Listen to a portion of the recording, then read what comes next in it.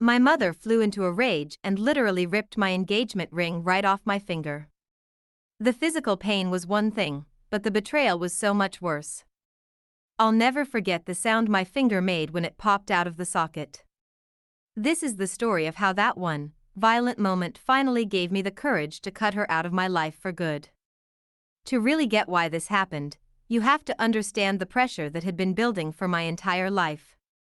My mother has always been particular. Controlling doesn't even begin to cover it. Ever since I was a little girl, she had this perfect vision for my life, and there was absolutely no room in it for my own thoughts or feelings. I was supposed to be her perfect little doll. While other kids were playing outside or going to school dances, I was at home, learning what she unironically called the wifely arts. Our bedtime routine wasn't stories, it was practicing sentences like, "Whatever you think is best, honey," and "I'm so sorry, I shouldn't have spoken out of turn." Anytime I stepped off her script, I was met with bone-chilling silence or a lecture on how I was a disappointment. Then, I met Liam. And he was everything she wasn't. He was kind, he was supportive, and he actually loved that I had ambitions. When I got a big promotion at work, he was my #1 fan. My mother's reaction? To tell me that a real man would never let his woman outshine him. Still, I held on to this tiny, stupid sliver of hope that if she could just see how happy I was, really see it, she'd finally come around. So when Liam proposed with the most beautiful, delicate ring we had picked out together, I was over the moon. I let myself believe that this was it.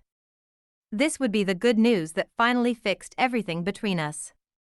I was so wrong. We decided to tell my family at what was supposed to be a celebratory dinner. You could feel the tension the second we walked through the door. My mother had this thin, fake smile plastered on her face, but it didn't come anywhere near her eyes. Liam, bless him, was trying his best to break the ice, telling my family how happy we were, how proud he was of my recent success at work. That was his first mistake. My mother's face just shifted. The fake smile vanished and was replaced with pure rage. "A woman's job is to support her man, not compete with him," she hissed, grabbing my wrist. And that's when she saw the ring. It was like a switch flipped behind her eyes. They went completely dark. "What is that?" she whispered, but it wasn't a question. It was an accusation. Before I could even get a word out, she snarled, "You feminist bitch, you've ruined everything I taught you." And then she lunged. She grabbed my hand with both of hers and just started pulling, trying to tear the ring off my finger. It didn't feel real. The pain was instant and sharp, like a fire shooting all the way up my arm. I screamed. Liam was yelling at her to stop, to get off me, but she was completely lost in this frenzy, screaming back at him, "You destroyed my daughter. She was supposed to be pure." She kept pulling, twisting my finger at an angle it should never go. I felt this sickening pop that seemed to echo in the room as everything went quiet. My finger was dislocated, already swelling and turning a dark, bruised purple. The pain was blinding, but seeing the look on my own mother's face, this mask of pure hatred, that was so much worse. Something inside me just shattered in that moment. Liam saw the blood where the ring had cut my skin and the grotesque shape of my finger, and he didn't hesitate. He pulled out his phone and dialed 911. My mother didn't even seem to notice. She was still yanking at my swollen finger until the sound of sirens got closer and finally snapped her out of it. The police arriving was just a blur of flashing lights and pure shame. I had to stand there and explain to two stone-faced officers that my own mother had attacked me and that yes, I wanted to press charges. It felt like an actual nightmare. They took my statement, took pictures of my mangled hand, and cautioned my mother, who had suddenly transformed into the victim, crying about how I was just misunderstanding her concern. It was an Oscar-worthy performance, but my hand told the real story. Liam drove me to the ER. Sitting there under those harsh fluorescent lights, my hand throbbing in a makeshift splint, the reality of it all just came crashing down on me. The official diagnosis was a dislocated finger with deep cuts. But the physical injury felt like nothing compared to the giant, gaping wound in my soul. The one person on this earth who is supposed to love and protect you no matter what had just physically harmed me, all over a piece of jewelry that represented my happiness. When we finally got back to our apartment in the early hours of the morning, I just broke. Not just crying, but these deep, ugly sobs for a relationship I now knew was completely and totally dead. Liam just held me while I cried, and somewhere in that mess, we decided. This was it. It had to be over. I spent the next hour blocking her number. Blocking her on Facebook, on Instagram, everywhere. I blocked my dad and my sister, who had just stood there and watched it happen. I deleted years of photos, and every single click felt like I was cutting a toxic cord that had been choking me my entire life. The silence from her side lasted for exactly 1 week. Then, the harassment started. First, it was the flying monkeys. The relatives I hadn't heard from in years started calling, telling me I was breaking my mother's heart, that I was being cruel. Not one of them asked about my hand. They only cared about her story. I blocked them, too. Then, she took it to the next level. My boss called me into her office, looking incredibly uncomfortable. "Mia," she said, "I got a strange call. From your mother. She said you were having a mental breakdown and that your fiancé was a controlling influence." My blood ran cold. She was trying to destroy my career, to paint me as the crazy one. I had to actually show my boss the police report to prove I was the one who had been attacked. The humiliation burned. The last straw was when the police showed up at our apartment for a wellness check. My mother had called them, hysterical, claiming Liam was holding me against my will. Standing there in my own living room, having to convince 2 cops that I wasn't a hostage. I knew we had to do something more. The very next day, I had my lawyer start filing the paperwork for a restraining order. This wasn't just about the physical attack anymore. It was about protecting my entire life and my sanity from her. As soon as she was served with the temporary restraining order, her strategy changed. The angry voicemails and proxy attacks stopped. Instead, I started getting a flood of emails and letters, all with the same desperate message, "Forgive me. My dearest daughter," one email started, *, "not a moment goes by that I don't regret what happened. I wasn't myself. You know the pressure I've been under. Please, find it in your heart to forgive your loving mother." *, a few days later, a handwritten card. *, I dreamed we were laughing together, just like old times.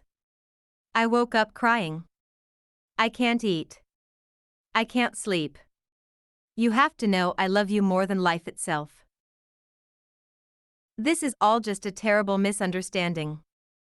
Every single letter was a masterclass in manipulation, designed to press all the guilt buttons she'd installed in me over the years. And God, a small, wounded part of me almost fell for it. That little girl inside me who still just wanted her mom's approval felt a pang of sympathy. Was I being too harsh? My head knew this was a trap, that this was her pattern. But my heart, which had been conditioned for 25 years to want her love, was just so confused. Liam would find me staring at an email with tears streaming down my face, and he would just hold me and remind me, "Her regret isn't about hurting you. It's about losing control of you." The real turning point happened in therapy. I was reading one of my mother's emails out loud, and my therapist asked me a very simple question. In that entire letter, where does she say she's sorry for what she did to you? Where does she acknowledge your pain? I scanned the page again. It was all about her pain, her regret, her sleepless nights. My dislocated finger, my fear, my public humiliation, it was like none of it ever happened. It was an apology for getting caught, not for the crime. And then, a memory I had buried for years just came flooding back. I was 10 years old, and I'd just won the school science fair. I ran all the way home, clutching my first place ribbon, so proud I thought I was going to burst.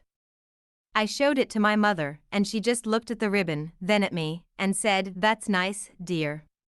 But your cousin just won a beauty pageant. Now that's something to be proud of." She didn't hug me. She didn't celebrate with me. She used my moment of pride to remind me that I wasn't the right kind of daughter. Connecting that memory to what she just did, it made everything click into place. The attack wasn't some random, out-of-character moment.